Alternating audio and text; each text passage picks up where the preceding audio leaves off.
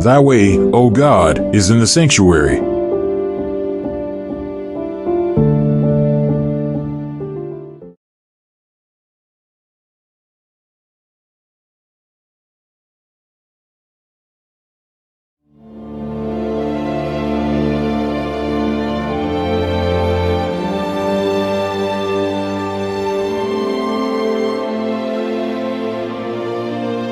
In life, you will realize the more rewarding thing to do might be the more difficult thing to do.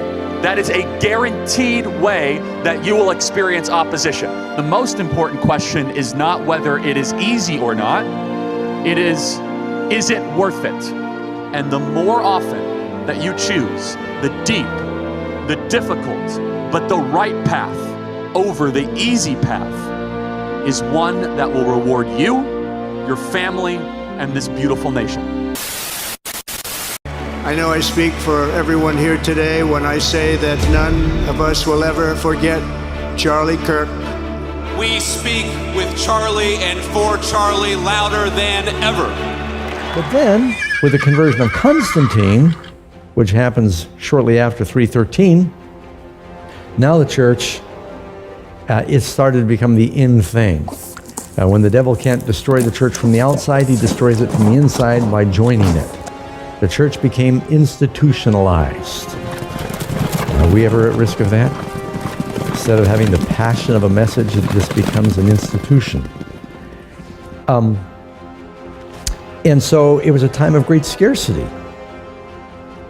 And so when he says, he's got scales in his hand, and he says that a quart of wheat for a denarius, that's a great price, and 3 quarts of barley, barley was the food that you fed the animals, for a denarius, and do not hurt the oil and wine. He said, even though there would be great scarcity, what does the oil represent?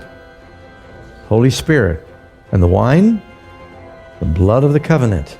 And so in spite of this scarcity, in spite of the compromise, that they lost their fervor, and it become sort of a government-accepted church institution, the gospel would still be held by faithful in its group.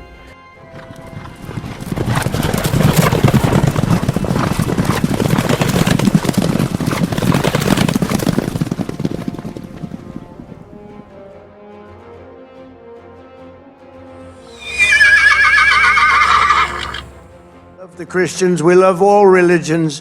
And by the way, religion is coming back to the USA. You see that very strongly. Again, he would walk through the door, drop his bags, Daddy's home, take his phone, Friday night, Shabbat Shalom, Shabbat Shalom, Shabbat Shalom. Okay, everybody, Shabbat Shalom. I just want to say Shabbat Shalom to everybody back at home. He would turn off his phone, and he would shove it in the junk drawer, and he would say, Shabbat Shalom, say Shabbat Shalom, say Shabbat Shalom. Shabbat Shalom. This is a turning point for the 7th-day Sabbath. Shabbat Shalom. Charlie's book is about the Sabbath. In Hebrews 4, it talks about Jesus is our Sabbath day rest. See, I believe that we have something that the world doesn't understand, and that is peace. And when you actually walk in peace and you realize that as much as I want this world around me to be beautiful, as much as I want a utopia, as much as I want to fix everything and just put it all together and have it just be perfect, what the Bible teaches us is that until Christ is involved in that process, that can never happen. What is the Sabbath? Now, often colloquially, we'll say today the Sabbath is Sunday. That's not actually true. The Sabbath is Saturday. The issue is that because of Christ's resurrection, he resurrected on the first day.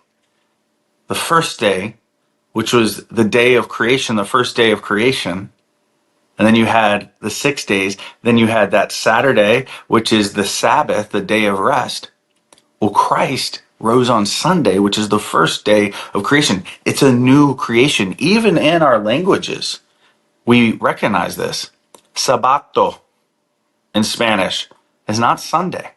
Sabbato is Saturday. Domingo is Sunday because Domingo is the Lord's day.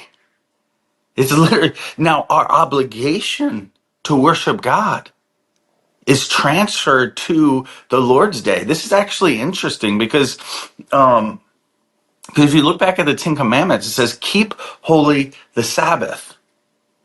And if we were actually going to follow that, then we'd be Seventh-day Adventists. We'd have to go by what this actually shows you, that most Christians, even if they don't recognize the authority of Rome, still abide by the authority of Rome, right? It is the church who relegates that. Like, Christ rose on a Sunday, and it was the early church that said, hey, guess what? Our holy day is now on the first day of the week. So I have more of a personal question. With how busy your schedule is and everything, I'm just wondering how you keep your relationship with Jesus, the main thing in your life practically, day to day, how that looks, because you're doing so many good things, good works, just how that looks like. Well, it's one of my favorite questions, because actually what my next book is going to be all about, which you'll have me back. My next book is called Stop in the Name of God, The Case for the Sabbath, which of course Shabbat literally means stop. I am not Seventh-day Adventist. But I do believe that the Shabbat, or the Sabbath, is the mystery, the secret that so many Christians overlook, that is the gateway to allow you to observe the other 9 commandments and to put Jesus first. I'm not saying this in a legalist way. I'm not even saying that you're biblically commanded to do it. I'm saying you're missing out if you are not obeying the Sabbath. That's what I am saying. I'll tell you my own life. I turn off my phone on Friday night. It goes back on Sunday. When I fly back, it is all family, all Saturday, maybe a little college football, but things that I enjoy. It says in the scriptures, what does it say? For 6 days you shall work, and the 7th day you shall rest. Let's remember what the Bible says about the Sabbath. God himself rested on the 7th day. It is the only of the 10 commandments which is a ritual. And that means it's pretty darn important. In the Jewish tradition, it is the holiest of all days, equivalent with Yom Kippur.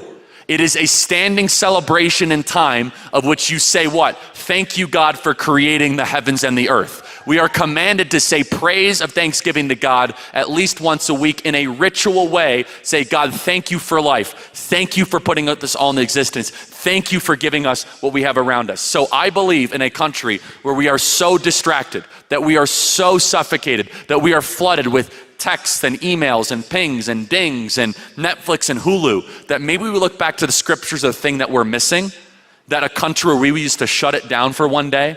And here is the test. You ready for the Sabbath test? The Sabbath test is this. If I cannot walk into your home and tell that it's the Sabbath because it looks like every other day, you're not honoring the Sabbath. If it looks like every other day, then you aren't dedicating one day to God. Yes, you should give money to the church. Yes, you should give money to charities. But I'm challenging you, give one day. Give time to God. The thing that we're the most protective of. And it's changed my life. I started doing this back a couple summers ago. It allows me to honor my parents better. It allows me to put my marriage first. It allows me to put Jesus first and God first. When I'm not just looking at emails and text messages all day, you might say you're too busy. Look, I'm busier than you. I'm sorry, I hate to pull rank on this one, guys, okay?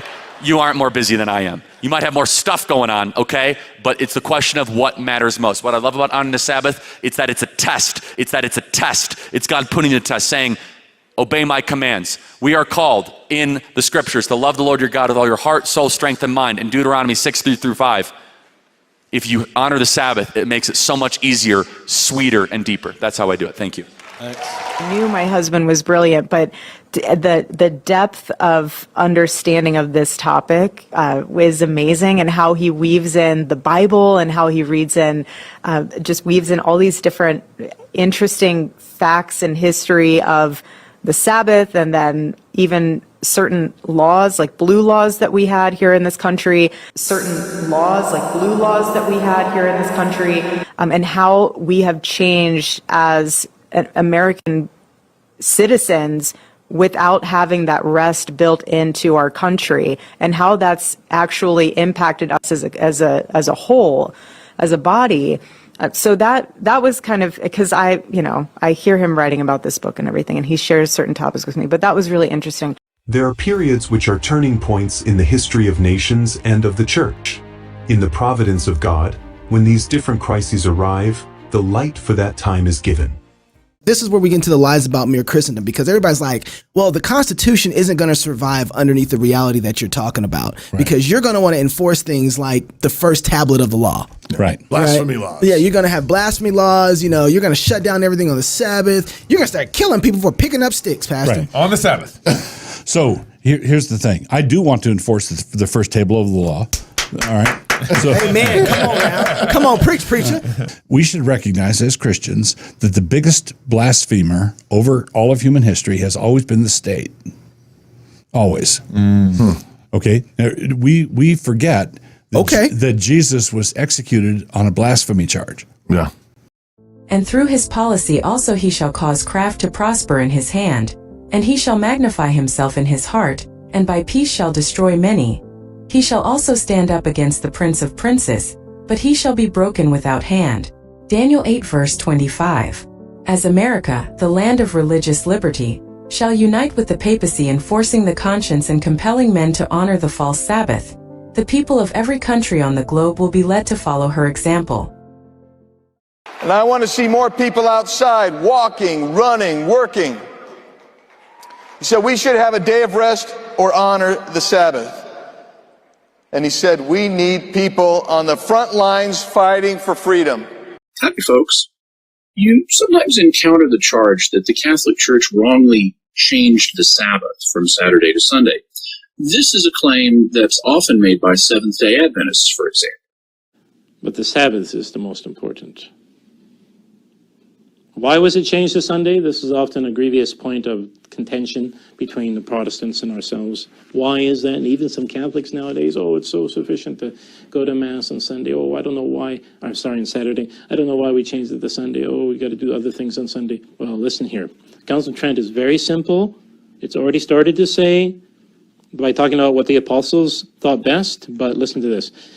The Church of God has thought it well to transfer the celebration and observance of the Sunday, Sabbath, to Sunday. The Sabbath was on Saturday. The church seems to have changed that. That's wrong. Okay, the church didn't change it. But listen to this. The Church of God has thought it well to transfer the celebration and observance of the Sunday, Sabbath, to Sunday. Nor the Catholic Church actually changed the Sabbath. But listen to this. The Church of God has thought it well to transfer the celebration and observance of the Sunday, Sabbath, to Sunday. What is the Sabbath? I would tell you it was a Saturday, seventh day rest for the Israelite. All right. Secondly, I would tell you what is the Sabbath. I would say it was a sign. And this is key as well, because you might be thinking, well, should we be practicing the Sabbath today? You know, when you drive down the highway, you'll see signs that say Seventh Day or Sabbath.com. You ever seen those signs? I certainly have. And when you click on it and you go to the website, they're advocating that we Christians are failing to do the fourth commandment of the 10 commandments, and something's wrong with us. We Christians are failing to do the fourth commandment of the 10 commandments, and something's wrong with us. People like the Seventh-day Adventists, they worship on Saturday because they are a Seventh Advent Day group of people. They say, look, we need to be doing the Sabbath. In Isaiah 56, the sons of the stranger that drives themselves to the Lord to serve him, everyone that keepeth the Sabbath from polluting it, and taketh hold of my covenant. Even them will I bring to my holy mountain.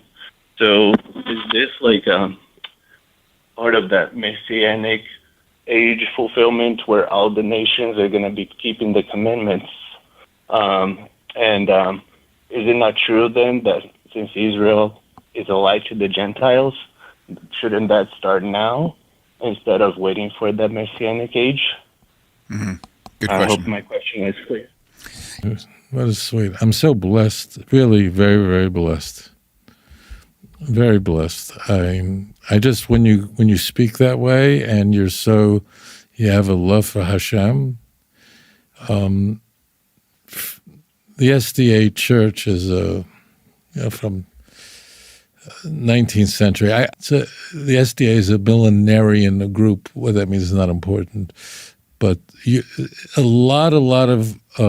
many members of Seventh-day Adventists do become B'nai Noach, the pious among the nations, do convert. And there's reasons for it, but I'm not going to go into it now.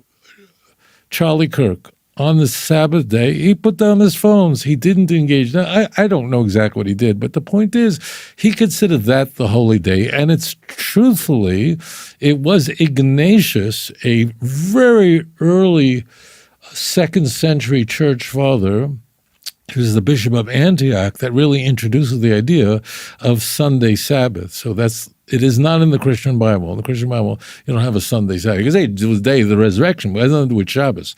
In the Christian Bible, the Christians are keeping Sabbath, not Sunday. So Seventh-day Adventists are right. They nail that. And that's why it's a growing movement, because they nail that. Our people have been regarded as too insignificant to be worthy of notice, but a change will come. The Christian world is now making movements which will necessarily bring commandment-keeping people into prominence. He talks first about coming from a biblical perspective, that God is a creator, that we did not evolve. He talks about the benefits of Sabbath keeping. I was really impressed that when I got down to page 115, he talks about the Sabbath improving your health. He dedicates 5 pages to Seventh-day Adventists and how documentation has shown that. And he says, I don't agree with everything they believe, but he's gone to functions with them and visited and studied and said, you cannot deny that the evidence is in, according to the blue zones, they live longer. Loma Linda is one of the blue zones where they've got more centenarians. And so a lot of time is dedicated to the importance of family. So 2 things. One is he talks about keeping a Sabbath. And I don't think that Charlie spends enough time in the book talking about what it says about corporate worship. That it's not just a day for rest and unplugging, that it was a day to come together. Now, let me give you a few verses on this very quickly. Someone's asking about Bible questions. Leviticus 23, verse 3. 6 days shall work be done, but the 7th day is a Sabbath of solemn rest, a holy convocation. That word convocation means convene, assemble. You shall do no work on it. It is the Sabbath of the Lord in all your dwellings. That means you're to keep it in home. You're also to keep it when you convene. There's a story many people miss when Elisha resurrects the boy of the Shunammite woman. And she tells her husband, I'm going to see the man of God. He said, why are you going to see him now? It's not the new moon or the Sabbath. That's because they would go together, listen to the prophet preach and teach. The Levites, that's when they would get the towns together in the synagogue and they teach and preach. Jesus, as his custom was, he went to the synagogue on the Sabbath day. So I wish he had said something about the importance of corporate worship with other believers. And God didn't say he blessed a day. In Genesis chapter 2, in the 10 Commandments, Exodus chapter 20, says he blessed the 7th day. The word the is very important. Do you think, because the book came out after Charlie died, right? So the question is, do you think that the book was manipulated or edited before its release? Because there are some things like in parentheses. Yeah. Well, I would say absolutely. I'm an author and I've sent books off to publishers and they have a lot of freedom in the editing process. And you can be sure that the editors have been through the book. And they may have Charlie may have had some things in there that were spoken more strongly, that were softened, or they may have beefed up other things that he said differently. The editors do make changes. I just know that for a fact. Because the 4th commandment is so widely disregarded, we are to be the more earnest and decided in seeking to honor this precept of God's holy law. The 3rd angel's message is what we are to present to the world. Here God has a test for us. And if we come up to the standard, we shall be a peculiar people. The Sabbath draws a separating line between us and the world, not faintly, but in plain, distinct colors. To those who have received the light of this truth, the Sabbath is a test. It is not a human requirement, but God's test. It is what will distinguish between those who serve God and those who serve him not. And upon this point will come the last great conflict between truth and error. It's an amazing book. Charlie was so excited about it being published. I was with him in Korea when they gave him the last thing he had to sign off on, and it changed him in a profound way. Before his death, Charlie Kirk spoke of how his most favorite trip was to Israel. Pastor Rob McCoy says a major reason is that Charlie learned the importance of keeping the Sabbath. He was at a place where it was a crisis, that he just had so much to do, and beware of the barrenness of a busy life. And reaching out to one of his pastor friends, just commenting to him, David Engelhardt, who is on the board at Turning Point. And David said, have you ever considered taking a Sabbath? How many people know my dearly departed, dearly beloved friend Charlie Kirk had a book come out this week? Do you guys know about that? Raise your hand if you know that. Okay, if you don't know that, please read it, because it's phenomenal. By far, it's the best book that he's ever written in his life. I want to read you this part that's fun. It says it was the summer of 2021, and by all objective measures, my life was in perfect order. I had recently married the last May. I was traveling the country with my new beautiful wife, Erica. I was running Turning Point USA. Life on the outside was as good as it gets, but inside there was a battle brewing. I was fatigued and tired and confused spiritually. And I was in nonstop, hyper-aggressive fight mode. The lockdowns only intensified after Joe Biden became president, and I found myself in the trenches in the summer of 2021 looking for a respite for a lifetime. And so then it says, I found myself in the Baccarat Hotel in New York City just a few days before the 4th of July. My mental clarity was dulled, and I was physically exhausted and seeking advice. After a long day of TV interviews and donor meetings, I had a late lunch with a dear friend and Turning Point USA board member, David Engelhardt. David is a wise man and pastor of King's Church in New York City. That's you. And someone I am able to confide in when things get tough. I told him I was hitting a wall. I had more obligations than time. I was drinking 8 cups of coffee just to stay in. And David heard all of my concern and said, listening intently and plainly, he said, are you honoring the Sabbath? I laughed and replied, no, I really don't have time for that. I'm running 3 different companies, et cetera, et cetera. David rebutted and said, I think you need to drop everything for a day. God will honor that. Look at it as a test of your faith. I continued to argue, but deep down, I felt a strong sense of conviction from the Holy Spirit. I knew he had struck a chord, and I knew he had a special word for me, and that it was my flesh resisting. Tried for a month, David said, see what it does in your life. Jesus told us if we love him, we will keep his commandments. Yes, what I was a bit confused about is in that video of Charlie Kirk, he said honor the Sabbath. Yeah. So I guess my question is, Jesus is the new Passover. Yeah. He establishes a heavenly nation rather than the earthly nation of the Old Testament. Why should we honor the Sabbath if, Jesus fulfills that? I mean, we don't honor the Passover. Yeah, excellent question. Yeah. Charlie just wrote a book on it, which I had the opportunity to review. It's coming out December 9th. It's worth reading.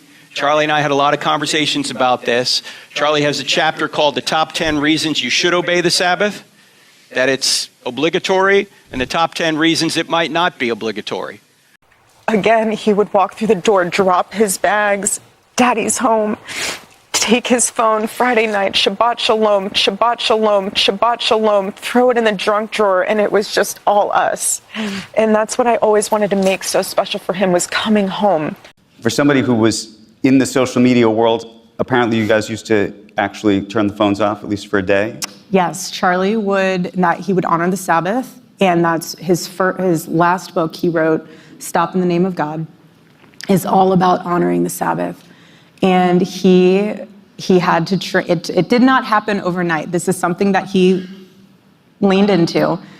And on Friday night, when he would get home from work, he would turn off his phone and he would shove it in the junk drawer and he would say, Shabbat Shalom, say Shabbat Shalom, say Shabbat Shalom, shove it in the drawer. And he was full dad mode, fully with the kids, sports mode on Saturdays for college football.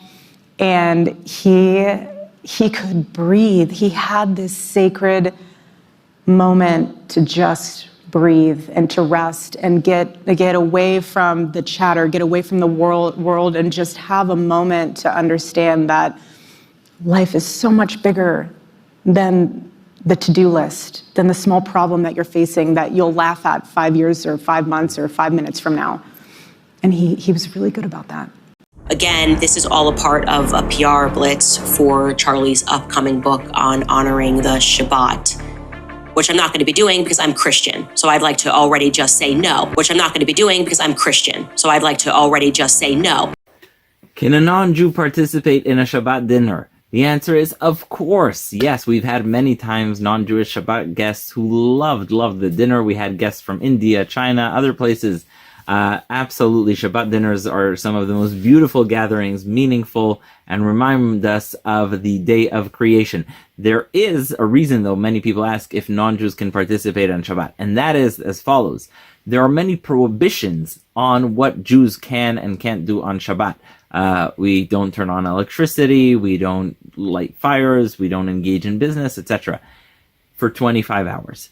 That aspect of Shabbat, the complete disconnection from the world, the Talmud says, is reserved for Jews and is not something that non-Jews should observe. The Talmud says is reserved for Jews and is not something that non-Jews should observe. If someone who wants to come to Shabbat dinner, that's great, but in terms of like the ascetic separation from the world and not engaging in anything creative on this day, that it says is not for non-Jews, unless of course they're in the process of conversion, etc. They want to see what it's like. But either way, please come for Shabbat dinner. Shabbat Shalom. Can a person who is not Jewish observe the Shabbat?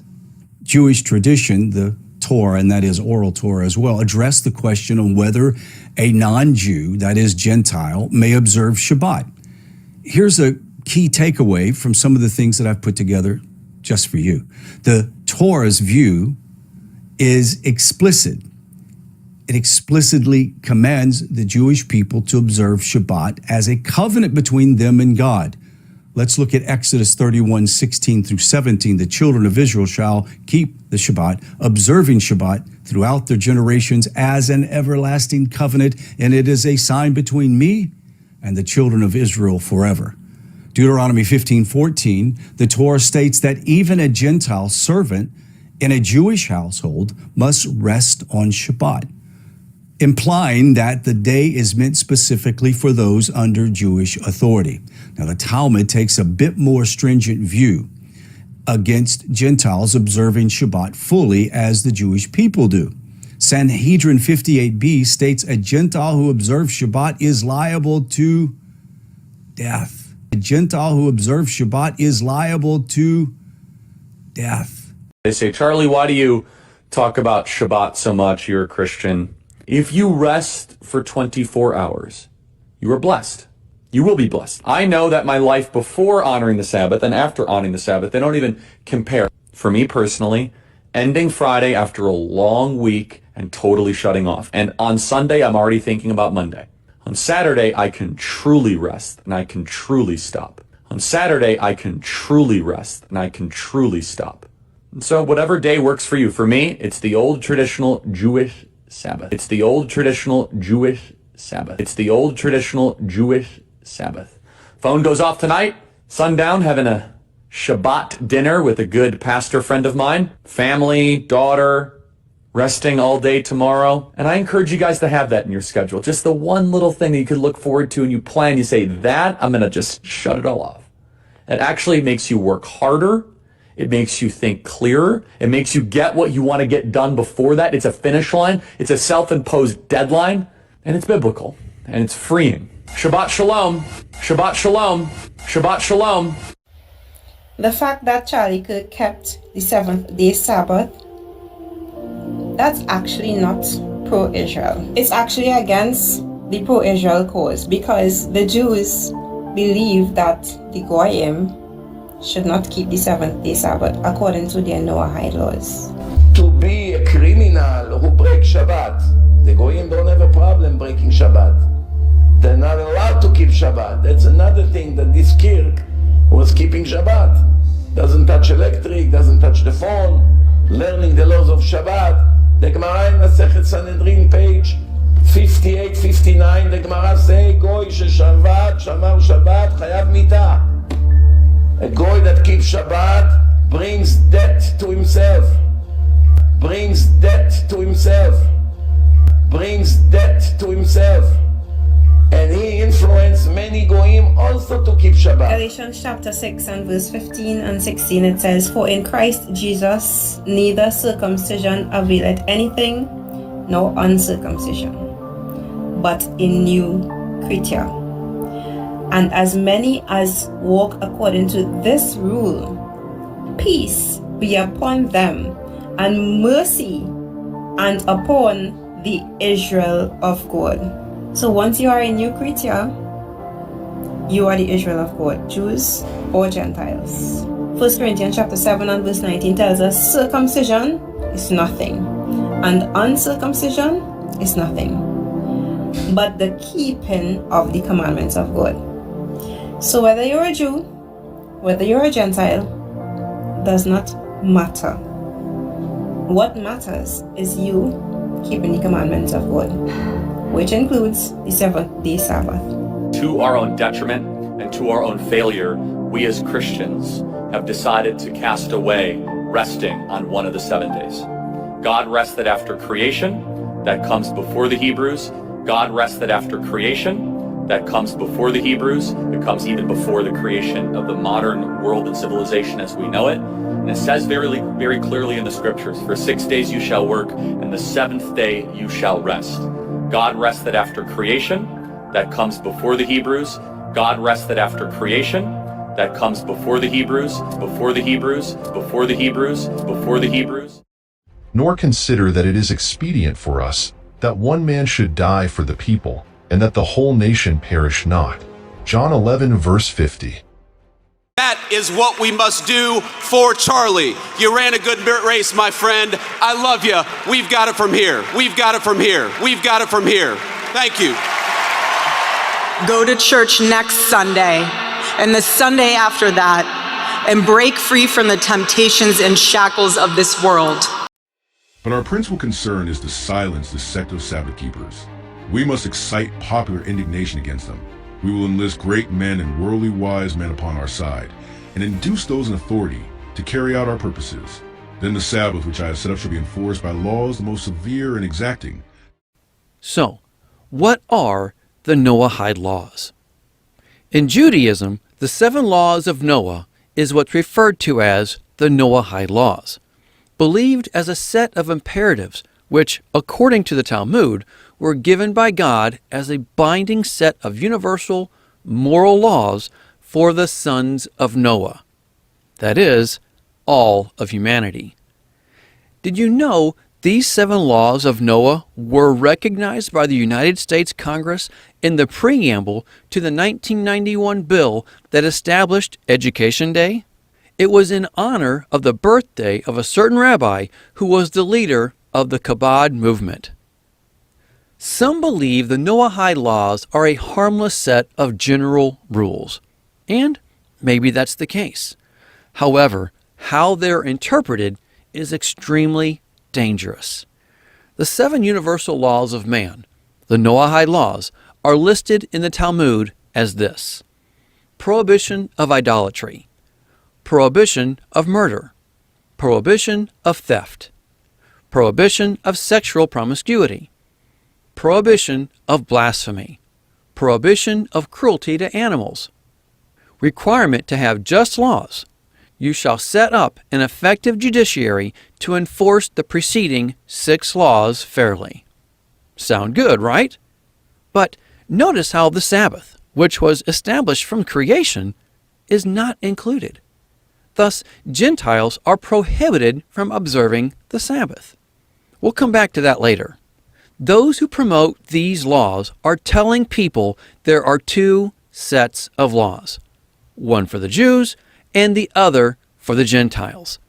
But as noted before, this is not scriptural as shown in Exodus chapter 12. Yahweh has one Torah for all mankind. Beware of anyone who comes to you saying you only need the laws of Noah to abide by. The enemy is very good at masking a lie. Remember, the enemy won't tell you a bold lie. He makes the lie look good and appealing. Think about it. You don't think the fruit on the tree of knowledge of good and evil looked and smelled disgusting, do you? There is one Torah for all mankind. Don't be deceived to believe otherwise. Back in the day, when I was first looking into the Noahide laws, I found something rather alarming. When going to noahide.org, I clicked on number 6, Courts of Justice. Then I went to number 16 and read the following, that the court is to administrate the death penalty by the sword, i.e., decapitation. This used to be easily found on the site. It used to be here. However, that link is now removed. The newly updated site has watered down and concealed all that used to be in the open before. Here's the new but hard to find link. Scroll down to number 6, Courts of Justice. Then go to number 16 and you'll read that the court is to administer the death penalty by the sword, i.e., decapitation. Positive Mitzvah 226, Exodus 21:20. The sin shall be surely avenged. Please know the verse it cites has nothing to do with decapitation. If you transgress the Noahide laws, there is the possibility of the death penalty. Capital punishment. Capital punishment, correct. Now, are these just hypothetical laws? Now, if they were, it would be interesting. Particularly the first one. Do not profane God's oneness in any way. Now, the Talmud is a document that has some very, very negative things to say about Jesus Christ. And one of the things that the Talmud and the Jews and the Bible even had against Jesus is that he claimed that he and his Father were one. Yes. And they picked up stones to stone him because you are saying that you are equal with God, right? So anybody, basically, if you analyze it, who says that Jesus Christ is God and Lord, could come into conflict with the Noahide laws. Now, are they only hypothetical? And the answer is, no, they are not. Because George Bush Sr., he made that famous speech about a new world order where all the nations, work together and come together, and that this is now a distinct possibility. He actually enacted as law the Noahide laws in 1991. Correct. Is there a web page? Got a web page to that. You can go to the congress.gov webpage. So that's the official government webpage. Official government webpage, and then on that is the whole section that they've entered as a law. So the Noahide laws are already on the books in the United States of America. Now, of course, they were never enacted because as they are written, they would be against the Constitution. Correct. Which permits you to worship in whatever way that you deem according to your conscience is necessary, right? Yes. But what if the Constitution is suspended under martial law? Then the Noahide law would be active. Yes. That's interesting. Very interesting. What about Europe? One of the previous presidents of Europe, Van Rompuy, yes, who, by the way, was highly acclaimed by the Jesuits as one of their men, what did he say? That he seeks greater dissemination of the universal values known as the Noahide laws. And then also it goes on to say that Major General Michael Jeffrey, Governor General of Australia, lamenting family breakdowns and drug and alcohol abuse in modern society in a 2008 letter, wrote that he believed that observing the fundamental values of the Noahide laws can be an antidote to such ills of society. Okay. So the Noahide laws are already law in the United States. Yes. They're just not active because of the Constitution, but they're already there. I find that fascinating. The Sanhedrin has sent Donald Trump a letter asking him to be part of their divine council and to pretty much institute the Noahide laws. So This has a lot of different implications, and we will look into it in this video from this article on Israel 365 News, as well as some other information on all this stuff here. So this is the article, the Sanhedrin letter to Trump. You have been elected to fulfill a heavenly mission.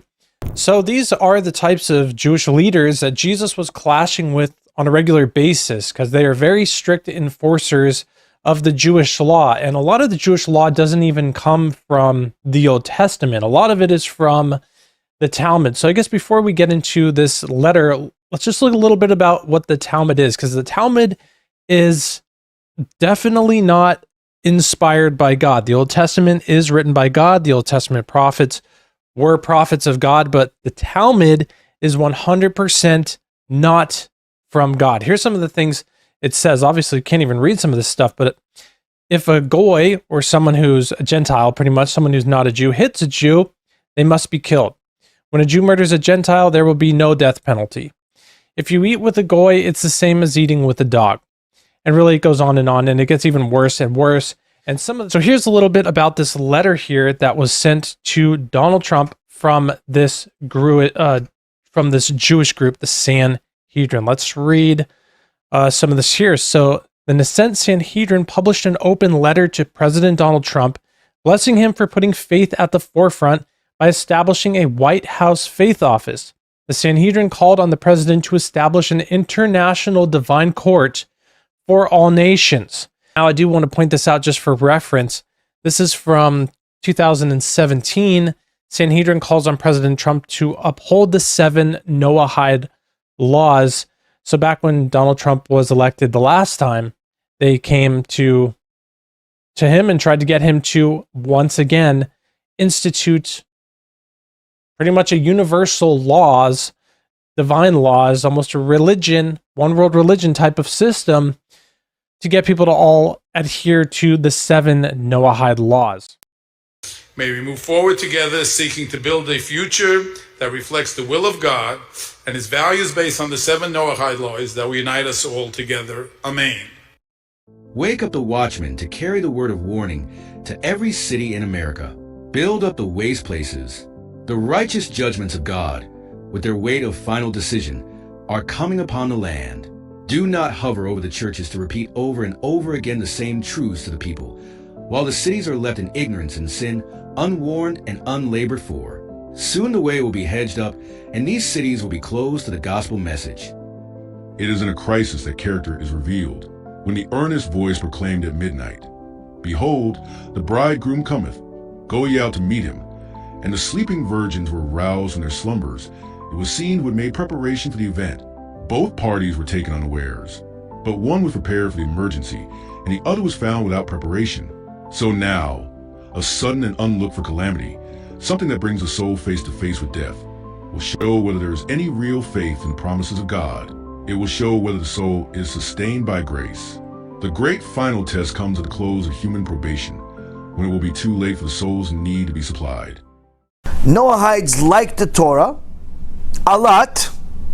They like Judaism a lot, but they don't want to convert, or they can't convert. Fine, that's not a problem. You don't have to convert, but you have to make sure you act like a Noahide. Don't act like a Jew. Why? Because if you're a Noahide and you keep Shabbat, that's not a mitzvah. That's a sin. It's called stealing. And one of the 7 Noahide laws is you're not allowed to steal. A Noahide that keeps Shabbat is not going to Gan Eden, because he's violating the Noahide laws. Now, are you allowed to have a nice dinner on Shabbat? Enjoy. Are you allowed not to work on Shabbat? You don't have to work. It's up to you. But don't not work because it's Shabbat. Don't not drive because it's Shabbat. Don't not, turn on the light because it's Shabbat. Don't not turn on the light because you don't feel like it. If you start keeping Shabbat like a Jew, as a Noahide, you have a very serious problem. And the Rambam says it's either that you're going to be considered a thief, or that you're starting a new religion. What's this new religion? It's a mix of Noahide and Judaism. And that's a violation of the Torah.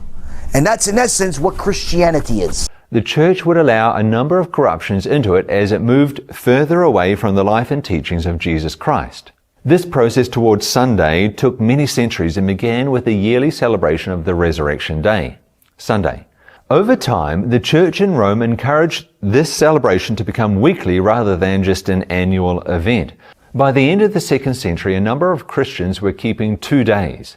The Sabbath was a day of rest and fasting, while Sunday became a religious day of festival. Over time, the religious leaders attempted to distance themselves from the Jews, who were seen as troublemakers and the race who rejected and crucified Christ. So Sunday became more prominent and Sabbath became less prominent. The first day of the week was also a day of celebration to the secular pagans in Rome, a festival in honor of the great sun god. Any move towards Sunday would certainly have been a wise political move. It was the Roman Emperor Constantine who in 321 AD first passed a law to put Sunday above the Bible Sabbath. That law reads, "On the venerable day of the sun, let the magistrates and people residing in cities rest, and let all workshops be closed." This was confirmed in the middle of the 4th century by the Church at the Council of Laodicea. Here they officially claimed to transfer the blessing and holiness of the Sabbath to Sunday. They said, "Christians shall not Judaize and be idle on Saturday, but shall work on that day. But the Lord's day they shall especially honor, and as being Christians shall, if possible, do no work on that day. If, however, they are found Judaizing, they shall be shut out from Christ." Interestingly, a legend recounted in the so-called Apocalypse of Peter transfers to Sunday all of the requirements of Sabbath worship. A man named Albertus Magnus added momentum to this growing movement by suggesting semi-Sabbatarianism be divided into 2 parts: the moral command to observe a day of rest after 6 laboring days, and the ceremonial symbol that applied only to Jews in a literal sense. Thomas Aquinas elevated this proposal to the status of official Roman Catholic doctrine, which in time also gained favor with many Reformed theologians. Satan decided to go still farther. He told his angels that some would be so jealous of God's law that they could not be caught in this snare. The 10 Commandments were so plain that many would believe that they were still binding, and therefore he must seek to corrupt only one of the commandments. He then led on his representatives to attempt to change the 4th, or Sabbath, commandment, thus altering the only one of the 10 which brings to view the true God, the maker of the heavens and the earth. Satan presented before them the glorious resurrection of Jesus, and told them that by his rising on the 1st day of the week, he changed the Sabbath from the 7th to the 1st day of the week. And very early in the morning the 1st day of the week, they came unto the sepulchre at the rising of the sun. Mark 16 verse 2.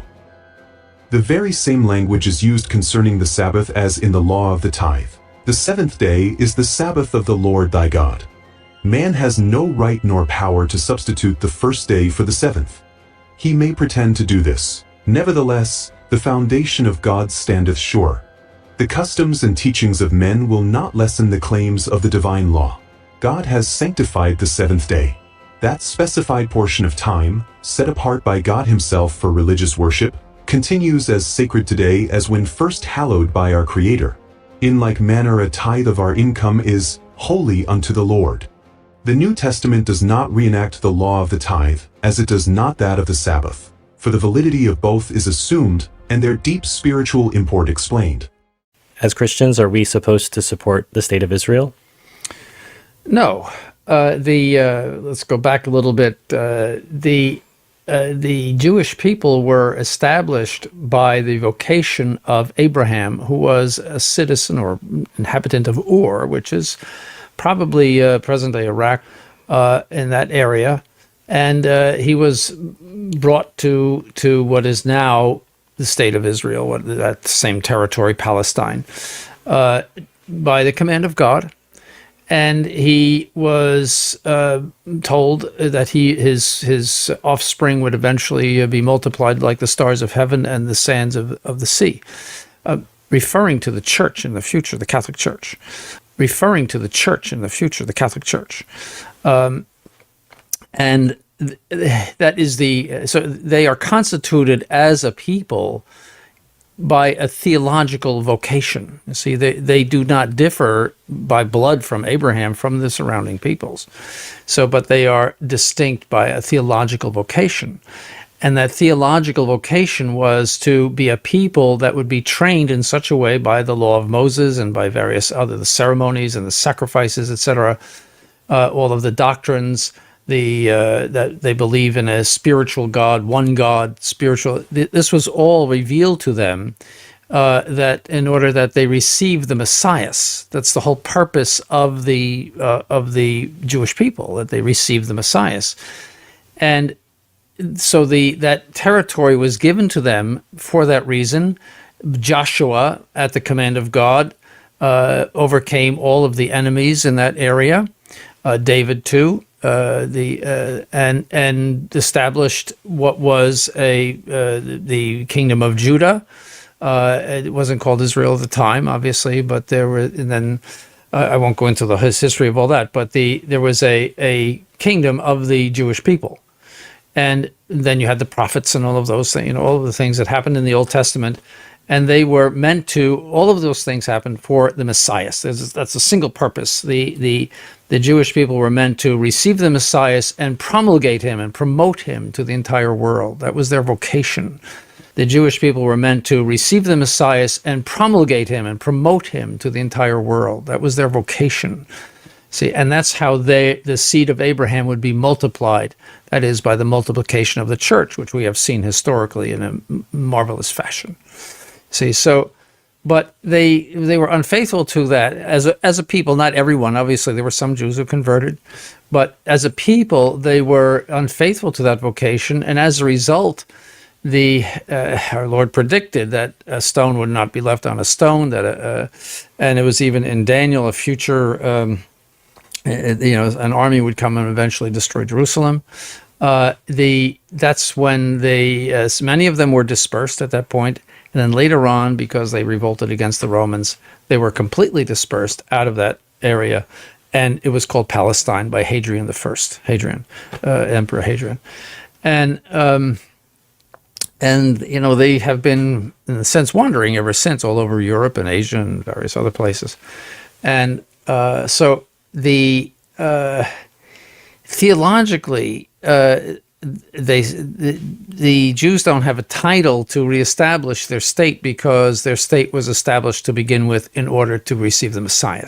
You see, so in that sense, there is it's the Catholic Church that has succeeded to this vocation, and is the new Israel.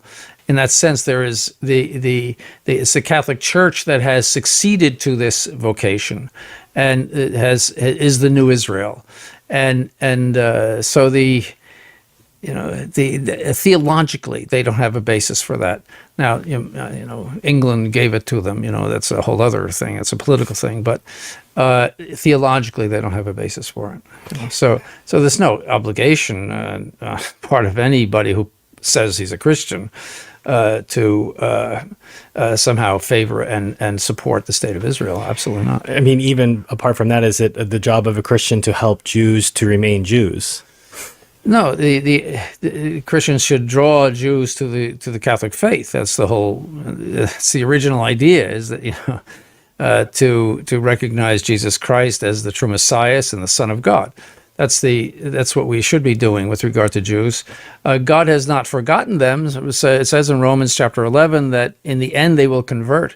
So he hasn't forgotten their original vocation. He hasn't just, you might say, trashed them, but they have to come to him through their belief in the Son of God.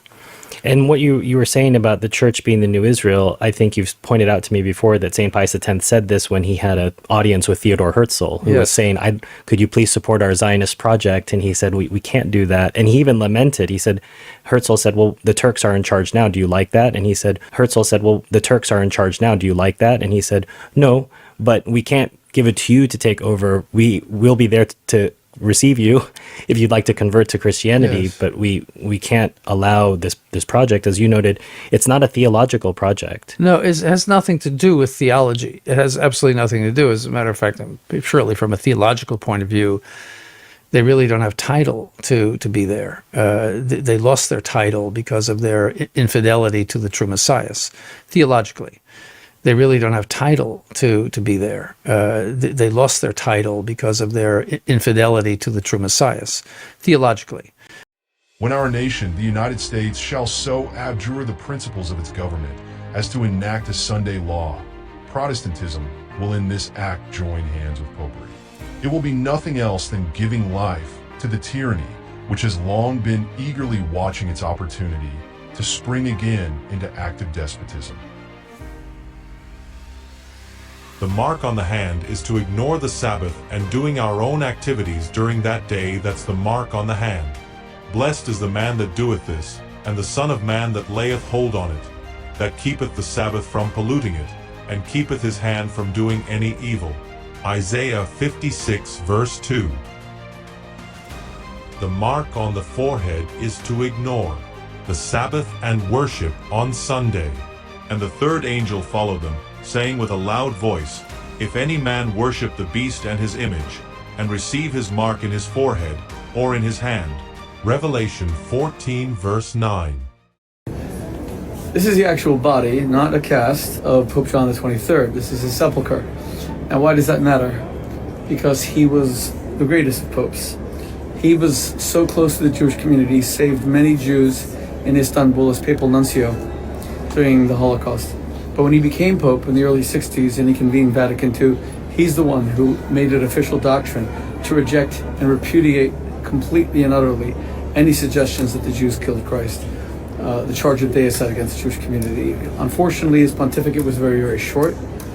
But all the breakthroughs that you've seen since then, John Paul II recognizing Israel in 1994, which was enabled by his chief theologian at the time and his successor, Pope Benedict XVI.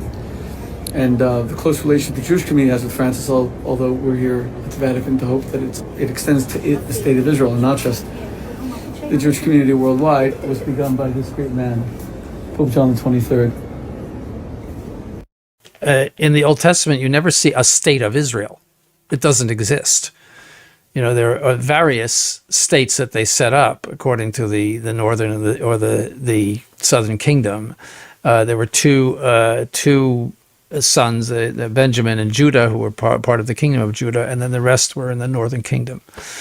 But you don't find the kingdom of Israel in the Old Testament. You don't. So there might be some watchers and listeners who are seeing you for the first time. This video has been suggested to them because they're searching for answers about this. You know the response is going to be, Your Excellency, that you're anti-Semitic for not, as a Christian, supporting Israel. That's your duty. How would you respond to that? Well, first of all, anti-Semitic is the wrong word. Semites are throughout that whole area. So that's a separate people, you might say, by blood, by genes, etc. So they have neighbors who are Semites. The question is Judaism. Is Judaism a legitimate religion? And the Catholic Church would say no, because you reject the Messiah, the true Messiah, the Son of God. So I mean, we would consider it a false religion. And so the Catholic Church is not anti-Semitic, but it is against Judaism, in other words, as a religion, as we are against Protestantism or as we are against various other heresies. But it is against Judaism, in other words, as a religion, as we are against Protestantism or as we are against various other heresies. But it is against Judaism, in other words, as a religion, as we are against Protestantism or as we are against various other heresies. And what do you mean against, Your Excellency? Well, in the sense that we have to regard it as a false religion, and we have to attempt to convert them away from the false religion. So it's not an idea of hatred of these people. They should not be persecuted. They should not be put to death or anything like that. And the church has always been careful to condemn any of that in the past. Any kind of molestation of the Jews, putting them to death or in some way making life miserable for them. No, they are people for which the church is awaiting their conversion. It's clear in chapter 11 of Romans. They're going to convert before the end of the world, and I hope they do. Looking forward to the day. I hope I live to see it, because they are people who are tenacious and talented and pursue their ends with great enthusiasm. You have to give them, you can see that they were once the chosen people, as Pope Pius XI said, that they do things very efficaciously. And they will pursue the ends, you might say, or the purposes of the Catholic Church with great vigor and energy. There's no reason to hate Jews or to molest them or in any way. As a matter of fact, I'm disgusted by that attitude. You know, it's you don't convert somebody by being mean to them and by hating them. You convert somebody by starting out being nice so that's no, it has nothing to do with that whatsoever. This is pure theology. So you're looking forward to the organized forces of naturalism becoming the supernatural, the organized forces of supernaturalism. Yes, they will solve all of the problems of the world. They will. I guarantee it. I wish I could live to see it. They if they convert, they will be just as St. Paul, when he converted, he went out and set the world on fire. That is the Jewish spirit, you might say. It's that there's no half measures. So even as you say that it's told in Romans, that's something we should still pray for anyway. Oh, you should always, and the church prays for the conversion of the Jews on Good Friday. Yeah. And then the great deceiver will persuade men that those who serve God are causing these evils.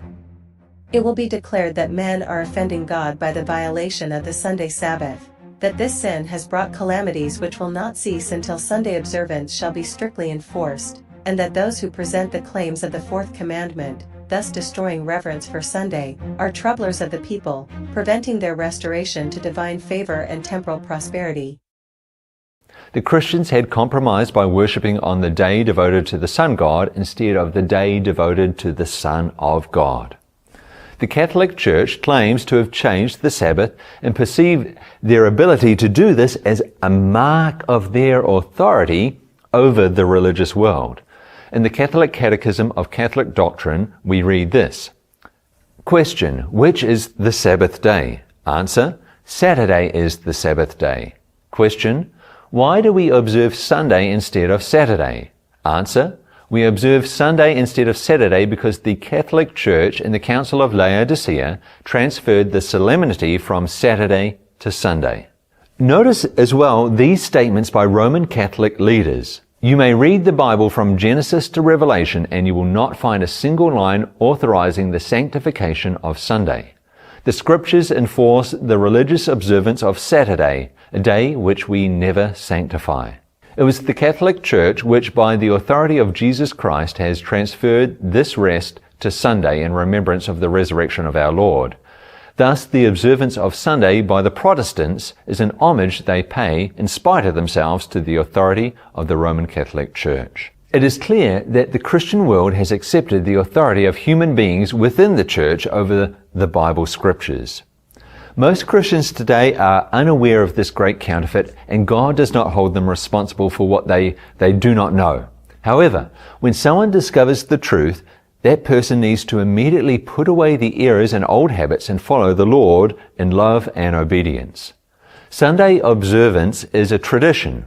Jesus addressed the religious leaders of his time who liked to put the traditions above God's law. Mark 7:7. And in vain they worship me, teaching as doctrines the commandments of men. Mark 7:9. And he said to them, all too well you reject the commandment of God that you may keep your tradition. Sunday observance is not just a symbol of pagan worship, it's also a symbol of tradition. Tradition should never be placed above the Bible or God's commandments. Thus the world will become mine. I will be the ruler of the earth, the prince of the world. I will so control the minds under my power that God's Sabbath shall be a special object of contempt. A sign?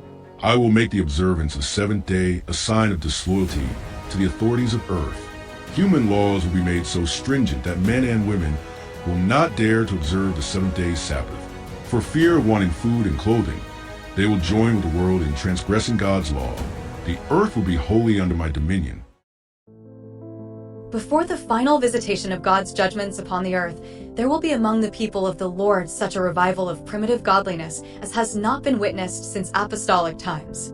The enemy of souls desires to hinder this work, and before the time for such a movement shall come, he will endeavor to prevent it by introducing a counterfeit. To the law and to the testimony, if they speak not according to this word, it is because there is no light in them. Isaiah 8 verse 20. The people of God are directed to the scriptures as their safeguard against the influence of false teachers and the delusive power of spirits of darkness. Thank you for watching, and don't forget to subscribe, comment, like, and share. God bless.